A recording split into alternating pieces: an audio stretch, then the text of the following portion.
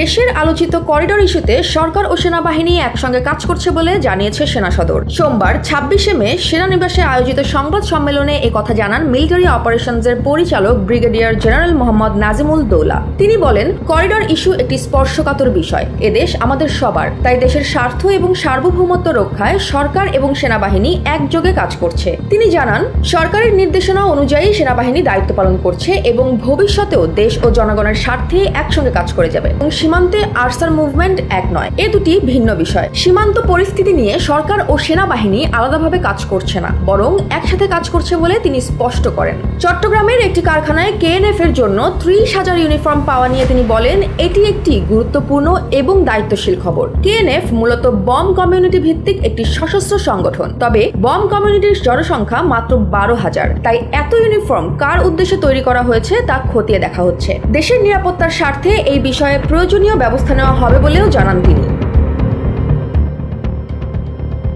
তিনি আরো বলেন, সীমান্ত পরিস্থিতি বর্তমানে জটিল এবং সংবেদনশীল। মিয়ানমারের রাখাইন রাজ্যের অধিকাংশ অঞ্চল আরাকান আর্মির নিয়ন্ত্রণে চলে গেছে, যেখানে সরকারি নিয়ন্ত্রণ প্রায় বিলীন। এই অবস্থায় সীমান্তে সশস্ত্র গোষ্ঠীর মুভমেন্ট অস্বাভাবিক নয়। তবে বাংলাদেশ এই পরিস্থিতিকে কোনোভাবেই স্বাভাবিক হিসেবে দেখছে না এবং কড়া নজরদারি করছে। বিজিবি ও সেনাবাহিনী একসাথে সীমান্ত পাহারায় নিয়োজিত রয়েছে, যাতে দেশের সার্বভৌমত্ব অক্ষুণ্ণ থাকে।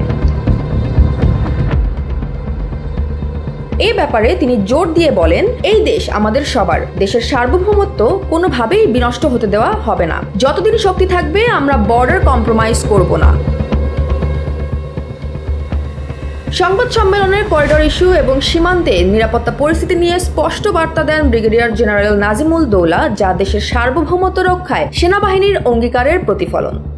Jaya Hasan, NPB news.